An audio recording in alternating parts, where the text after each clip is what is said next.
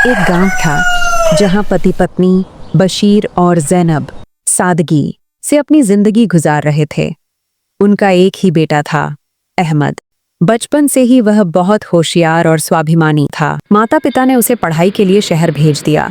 सालों बीत गए और अब्बा अम्मी बस उसी दिन का इंतजार कर रहे थे जब उनका बेटा वापस लौटेगा।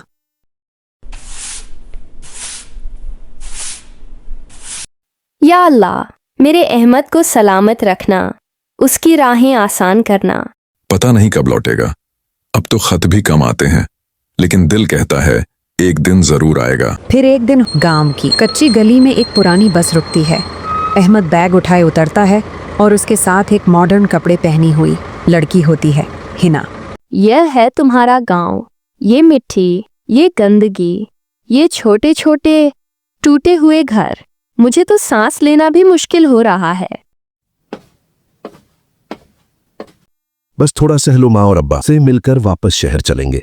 ज़ैनब चूल्हे पर रोटियां बना रही होती है।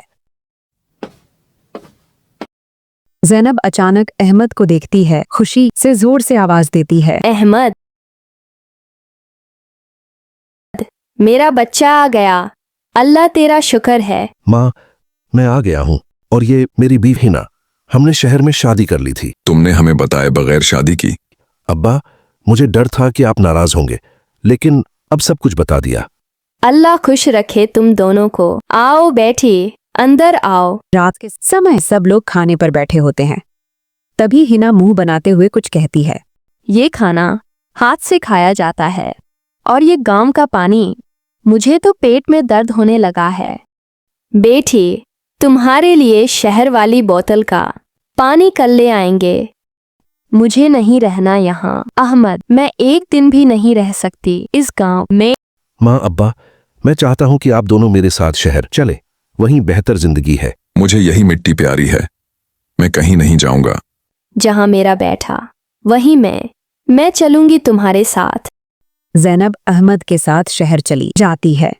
शहर में एक छोटा सा फ्लैट होता है जहां अहमद और उसकी बीवी के साथ ज़ैनब रहने लगती है।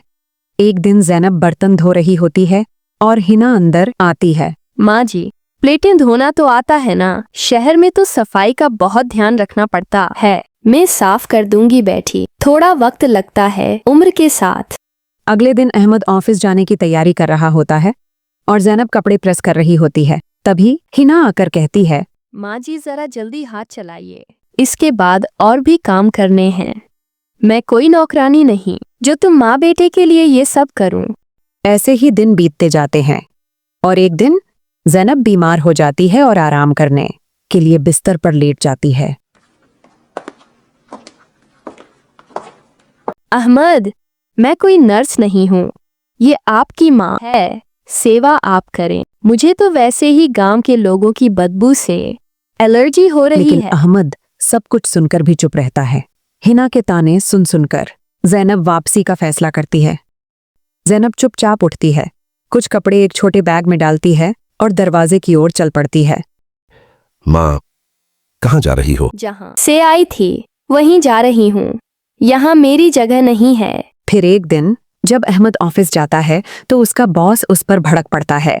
सर, एक मौका और दे दीजिए, मैं फाइल समय पर पूरी कर लूंगा। आपकी लापरवाही से कंपनी को नुकसान हुआ है।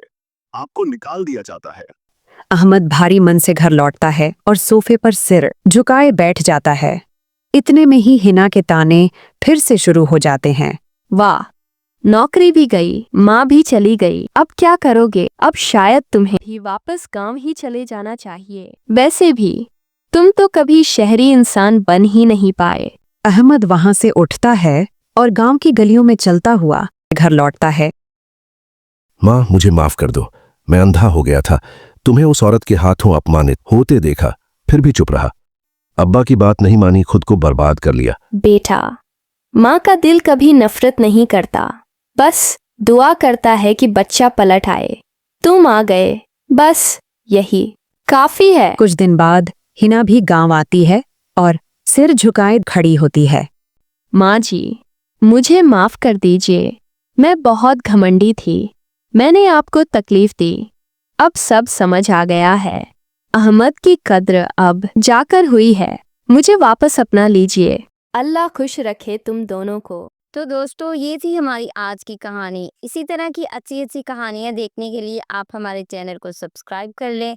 तो मिलते हैं अगली किसी अच्छी सी वीडियो में। तब तक के लिए अल्लाह हाफिज़।